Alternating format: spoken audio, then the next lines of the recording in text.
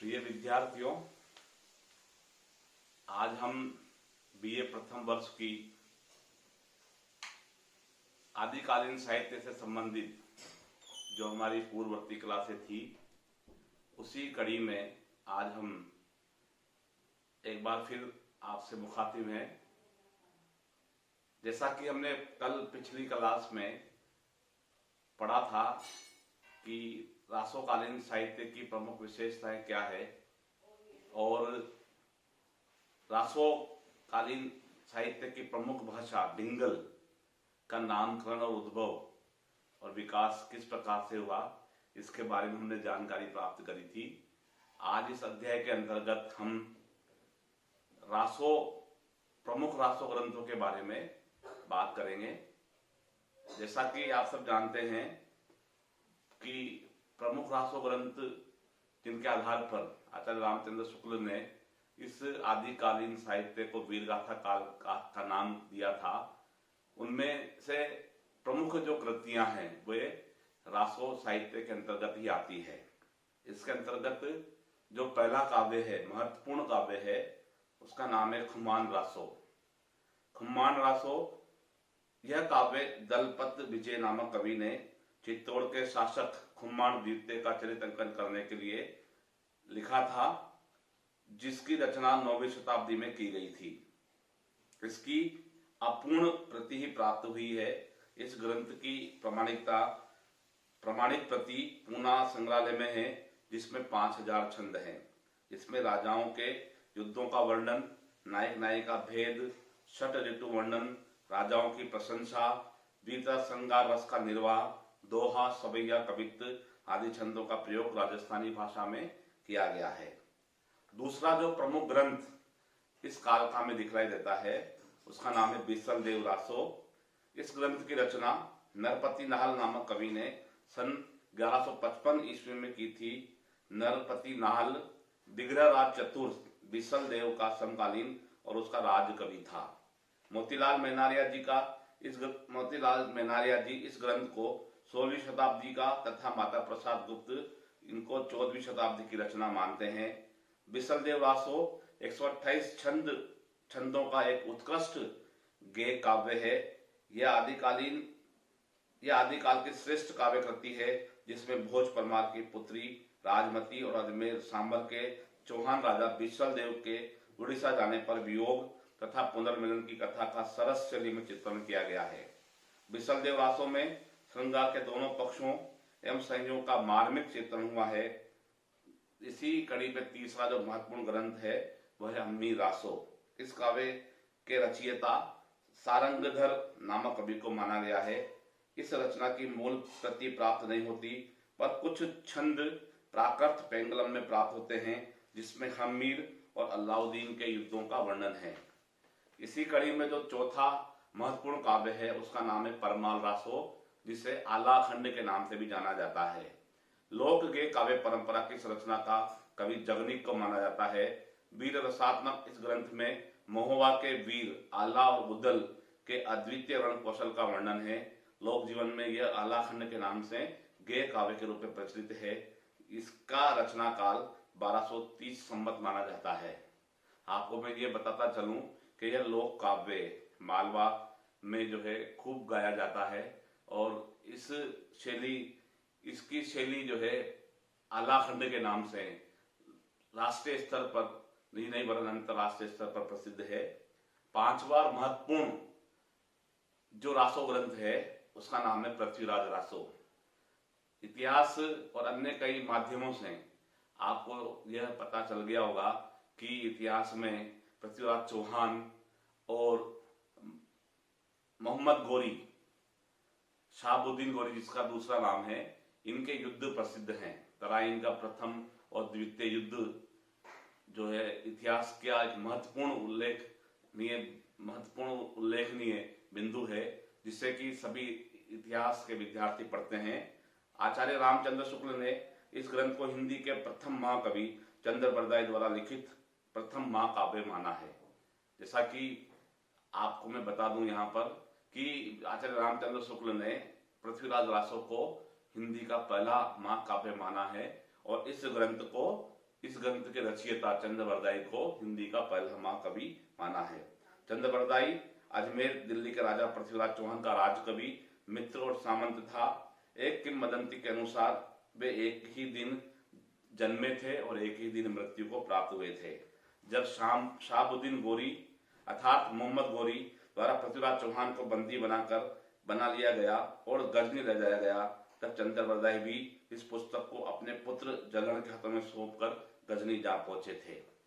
एक प्रसिद्ध किंवदंती है, आप सब जानते हैं कि जब मोहम्मद गोरी पृथ्वीराज चौहान को और चंद्रवरदाई को कैद करके अपने साथ गजनी ले गया और वहां पर भरे दरबार में उसने पृथ्वीराज चौहान से कहा कि जो पृथ्वीराज चौहान के बारे में प्रसिद्ध था कि वे आंखें बंद करके भी जो है लक्ष्य भेदने में समर्थ है, और उसी उनके लक्ष्य भेदने की कला का प्रदर्शन करने के लिए वहां पर मोहम्मद गोरी ने पृथ्वीराज चौहान को कहा। उनको जंजीरों में जकड़ करके उनके हाथ खोल दिए गए, उसमें धनुष बाण उनको दे दिया गया। उसी समय प्रसिद्ध है कि उसी समय चंद्रवरदाई ने यह प्रसिद्ध दोहा पढ़ा जिसमें उन्होंने कहा कि 4 बांस 24 गज अंगुल अष्ट प्रमाण, ताऊ पर सुल्तान है मत चूके चौहान। ये प्रसिद्ध दोहा चंद्रवरदाई ने पढ़ा। इसका भावार्थ ये है कि 4 बांस 24 गज अंगुल अष्ट प्रमाण और 8 अंगुलियों के दूरी पर ऊपर तख्त पर सुल्तान बैठा हुआ है, चौहान आज तू मत चूकना, अर्थात उसका वध कर देना।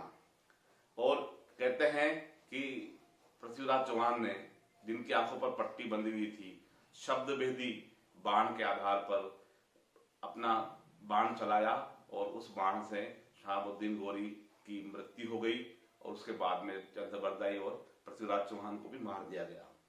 ये इतिहास में प्रसिद्ध है ना। इस पृथ्वीराज चौहान की हमें मूलतः जो है 4 तरह के संस्करण प्राप्त होते हैं। बाद में ये काव्य कई जगह से प्राप्त हुआ, इसकी प्रतियां कई जगह से प्राप्त हुई और आज इसके 4 संस्करण में मिलते हैं, जिसमें बृहत संस्करण है एक, फिर मध्यम संस्करण, लघुत्तम रूपांतर और लघु रूपांतर और लघुत्तम रूपांतर। इस प्रकार जो है इस तरह से इसके 4 तरह के संस्करण में मिलते हैं। जो व्रत रूपांतर है इसमें कुल 69 समय सर्ग हैं। जैसा कि मैं आपको बता दूं कि पृथ्वीराज रासों में समय सर्गों को कहा गया है। जैसे कि कोई भी महाकाव्य की जो कृति होती है वह सर्गों में, कांड में या किसी न किसी प्रकार के विभाजन में बंधी होती है, तो यहाँ पर 69 समय इस महाकाव्य में है तथा इसमें कुल 16,300 छंद हैं। काशी नागरी परित्राणी सभा द्वारा प्रकाशित इस रासों की हस्तलिखित प्रतियां उदयपुर संग्रहालय में पाई जाती है। इसी प्रकार जो मध्यम रूपांतर है, इस प्रति में 7,000 छंद हैं और संवत 1700 के बाद की प्रतियां हैं। इसमें अध्यायों का नाम प्रस्ताव है। इसका प्रकाशन नहीं हुआ है। इसकी प्रतियां अगरचंद नाहटा जी के पास में सुरक्षित है। आपको बता दूं मैं कि अगरचंद नाहटा जी इतिहास के प्रसिद्ध विद्वान हैं और उन्होंने अनेक खोजों से राजपूत कालीन सभ्यता का जो है अपने ग्रंथ में उल्लेख किया है। उसी कड़ी में इनके पास में यह पृथ्वीराज रासों की मध्यम तरह की रूपांतर, मध्यम तरह का महत्वपूर्ण ग्रंथ इनके पास में सुरक्षित है। इसी तरह से लघु रूपांतर 7वीं शताब्दी में लिपिबद्ध प्रतियों के आधार पर यह संस्करण तैयार किया गया है। इसमें 3500 छंद एवं 19 समय है। इसकी हस्तलिखित प्रतियां अनूप संस्कृत लाइब्रेरी बीकानेर में रखी गई है। और जो सबसे छोटा आकार हमें रासों का प्राप्त होता है, इसमें केवल 1300 छंद हैं और इसी को दशरथ शर्मा आदि विद्वान मूल रासों मानते हैं। मित्रों, आपको मैं ये बताता चलूं कि आदिकालीन साहित्य में और आपके बीए प्रथम वर्ष के पहले पेपर में कई बार अक्सर ये प्रश्न पूछा जाता है कि पृथ्वीराज रासों की प्रमाणिकता और अप्रमाणिकता को सिद्ध कीजिए। चूंकि हम ये जानते हैं कि पृथ्वीराज रासों में कई बातों को लेकर के विषमता पाई जाती है और मूल रूप से जो है इसकी प्रमाणिकता और प्रमाणिकता पर संदेह पाया जाता है। प्रारंभ में रासों को प्रामाणिक ग्रंथ समझा जाता था। इसके काव्य सौंदर्य से प्रभावित होकर के इतिहासकार कर्नल टॉड ने इसके 3000 छंदों का अंग्रेजी में अनुवाद किया था। फ्रांसीसी विद्वान गासद तासी ने भी रासों को प्रमाणिक माना था। बंगाल की रॉयल एशियाटिक सोसाइटी ने इसे प्रमाणिक मानते हुए इसका प्रकाशन भी शुरू कर दिया था, किंतु 1875 ईस्वी में विदेशी विद्वान डॉक्टर वूलर को कश्मीर में जयानक कवि द्वारा संस्कृत में लिखित ग्रंथ पृथ्वीराज विजय प्राप्त हुआ। इस ग्रंथ में वूलर को पृथ्वीराज के जीवन की घटनाएं रासों में वर्णित घटनाओं की अपेक्षा अधिक प्रमाणित प्रतीत हुई। इसके लिए उन्होंने रासों की प्रमाणिकता पर संदेह प्रकट किया और यहीं से रासों की प्रमाणिकता और अप्रमाणिकता को लेकर के बहस छिड़ गई। उन्होंने रासों का प्रकाशन रुकवा दिया। तब से लेकर आज तक रासों की प्रमाणिकता के संबंध में अलग अलग विद्वानों द्वारा अलग अलग विचार व्यक्त किए गए हैं। रासों की अप्रमाणिकता के जो प्रमुख कारण जो विद्वान मानते हैं, उनमें उन्होंने इस ग्रंथ को जाली मानते हुए इसकी अप्रमाणिकता के 3 प्रमुख कारण उन्होंने बताए हैं। पहला घटना वैषम्य, दूसरा काल वैषम्य और तीसरा भाषा संबंधी अव्यवस्था। तो हम पहले अप्रमाणिकता के पहले कारण पर हम जानकारी प्राप्त करते हैं। इस मत की समीक्षा करते हैं। घटना वैषम्य। रासों को अप्रमाणिक मानने वाले विद्वानों का प्रमुख तर्क यह है कि पृथ्वीराज रासों में वर्णित घटनाएं और दिए गए पात्रों के नाम इतिहास सम्मत नहीं है। रासों में घटना और नाम संबंधी निम्नलिखित विरोधाभास दिखलाई पड़ते हैं। रासों में चौहानों को क्षत्रिय अग्निवंशी बताया गया है, जबकि प्राचीन ग्रंथों और शिलालेखों के आधार पर वे सूर्यवंशी प्रमाणित होते हैं। दूसरा जो महत्वपूर्ण कारण है, रासों में पृथ्वीराज रासों की माता का नाम कमला देवी बतलाया गया है, जबकि वास्तव में उनका नाम कर्पूरी देवी था। पृथ्वीराज तीसरा जो महत्वपूर्ण कारण है, पृथ्वीराज की मां अनंगपाल की पुत्री नहीं थी और न ही जयचंद अनंगपाल का दोहित्र था। चौथा जो महत्वपूर्ण घटना वैषम्यता इसमें पाई जाती है, इतिहास के अनुसार अनंगपाल दिल्ली का राजा नहीं था और न ही उसने पृथ्वीराज को गोद लिया था और पृथ्वीराज अजमेर का शासक था, न कि दिल्ली का। पांचवा जो घटना वैषम्यता इसमें पाई जाती है, पृथ्वीराज की बहन प्रथा का विवाह मेवाड़ के राजा समर सिंह के साथ नहीं हुआ था, क्योंकि शिलालेखों के अनुसार ये प्रमाणित हो चुका है कि समर सिंह पृथ्वीराज की मृत्यु के भी 109 साल बाद तक जीवित था। छठा जो घटना वैषम्यता पाई जाती है, रासों में वर्णित है कि पृथ्वीराज ने गुजरात के राजा भीम सिंह को मारा था, लेकिन इतिहास के अनुसार भीम सिंह पृथ्वीराज के समय तक तो बालक था और पृथ्वीराज के मरने के 50 वर्षों बाद तक भी जीवित रहा। सातवां जो महत्वपूर्ण है, शाहबुद्दीन द्वारा समर सिंह का वध और पृथ्वीराज द्वारा सोमेश्वर का वध भी इतिहास विरुद्ध है। ऐसा कहा जाता है कि पृथ्वीराज ने अपने पिता सोमेश्वर को मार करके सत्ता हासिल करी थी। यह घटना भी इतिहास के विरुद्ध पाई गई है। शाहबुद्दीन की पृथ्वीराज के हाथों मारे जाने की बात भी काल्पनिक है, क्योंकि गौरी की मृत्यु पृथ्वीराज के हाथों नहीं, गखरों के हाथों हुई थी। यह इतिहास में प्रसिद्ध है कि जब तराइन के युद्ध को जीत करके जब शाहबुद्दीन गौरी वापस गजनी जा रहा था, तो पंजाब के निकट गखरों ने उसको घेर लिया और उस छद्म युद्ध में शाहबुद्दीन गौरी की मृत्यु हुई। ऐसा इतिहास में घटनाक्रम मिलता है। और नवा पृथ्वीराज के अनेक विवाहों की चर्चा भी इतिहास के द्वारा पुष्ट नहीं होती है।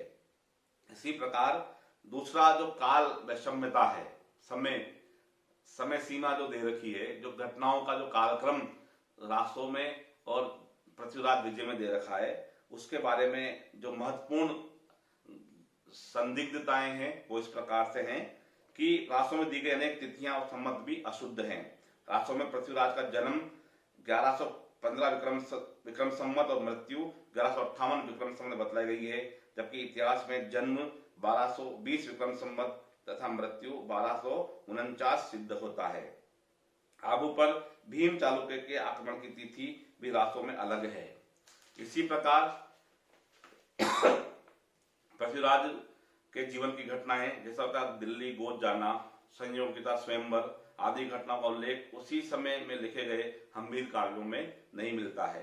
रासों के अनुसार शाहबुद्दीन गौरी पृथ्वीराज के हाथों संवत 1249 में मारा गया, जबकि इतिहास के अनुसार गौरी संवत 1263 में गखरों के हाथों मारा गया। इसी प्रकार भाषा संबंधी अव्यवस्थाएं भी रासों में पाई जाती है, जिसमें पहली असंदिग्धता के बारे में कहते हैं विद्वान कि रासों में अरबी फारसी के शब्दों का प्रयोग हुआ है, लेकिन पृथ्वीराज के समय तक अरबी फारसी के शब्दों का प्रचलन नहीं था। और दूसरा, रासों की भाषा चंद के समय की न होकर के 16वीं शताब्दी की प्रतीत होती है। इस प्रकार रासों की प्रमाणिकता के पक्ष में दो पक्ष हो गए। एक पक्ष इसे पूर्णतः जाली मानता है और इस पक्ष के समर्थकों में डॉक्टर वुलर, मारिसन, कविराज श्यामलदास, कविराज मुरारीदीन, गौरीशंकर हीराचंद ओझा, मुंशी देवी प्रसाद तथा डॉक्टर राम कुमार वर्मा और आचार्य रामचंद्र शुक्ल आदि हैं। दूसरा पक्ष रासों को प्रमाणित मानने वालों का है, जिसके समर्थकों में बाबू श्याम सुंदर दास, मथुरा प्रसाद दीक्षित, पंडित मोहनलाल विष्णुलाल पांड्या, मिश्र बंधु, कर्नल टॉड, मोतीलाल मेनारिया आदि विद्वान हैं। इस कथित रासों की प्रमाणिकता के संबंध में दो मत और भी हैं, जिसमें एक तो रासों को प्रमाणिक मानता है, लेकिन उसकी उपलब्ध प्रतियों को वह मूल प्रतियां नहीं मानता। और इसी मत के समर्थकों में मुनि जिन विजय, doctor Suniti Kumar Chatterjee, Agarchand Nahata, doctor Hazari Prasad Dwivedi, doctor Dasharath Sharma, Namvar Singh आदि विद्वान हैं। चौथा मत नरोत्तम दास स्वामी का है। उन्होंने सबसे भिन्न बात कही है कि चंद ने रासों की रचना मुक्तक के रूप में की थी, लेकिन न कि प्रबंध काव्य के रूप में। और इसी प्रकार रासों की प्रमाणिकता के संबंध में जो तर्क मिलते हैं, उन तर्कों को भी हम यहाँ जान लेते हैं। डॉक्टर दशरथ शर्मा ने सभी संदेहों का काल, घटना, भाषा का दीवान करते हुए लिखा कि मूल रासो ना तो जाली है और ना ही 17वीं शती का है। लघुत्तम प्रति के आधार पर घटना, काल, भाषा संबंधी विषमताओं का समाधान हो जाता है। इस प्रति में चौहानों की उत्पत्ति आबू पर्वत की अग्निकुंड से नहीं बताई गई है। पृथ्वीराज विजय और लघुत्तम प्रति में नाम संबंधी विषमताएं भी नहीं है। लघुत्तम प्रति में इच्छनी का विवाह का वर्णन है, पद्मावती, संयोगिता आदि का वर्णन इसमें नहीं मिलता है। इसी संबंध में कैमास वध का वर्णन भी है, जो पृथ्वीराज विजय में प्राप्त होता है। काल विषमता के संबंध में मोहनलाल विष्णुलाल पांड्या ने अकाट्य तर्क प्रस्तुत किया। उस समय आनंद सम्मत प्रचलित था। चंद ने उसी आनंद सम्मत के अनुसार तिथियां दिए। इसमें 90 साल जोड़ने से विक्रम सम्मत बन जाता है। सभी तिथियों में 90 वर्ष का अंतर इस कथन की पुष्टि करता है। इसी प्रकार जैन कवि ने पृथ्वीराज विजय में ईर्ष्यावश चंद्रवृदाई का नाम नहीं दिया होगा, क्योंकि उस समय संस्कृत भाषा के कवि भाषा कवियों को उपेक्षा की दृष्टि से देखते थे।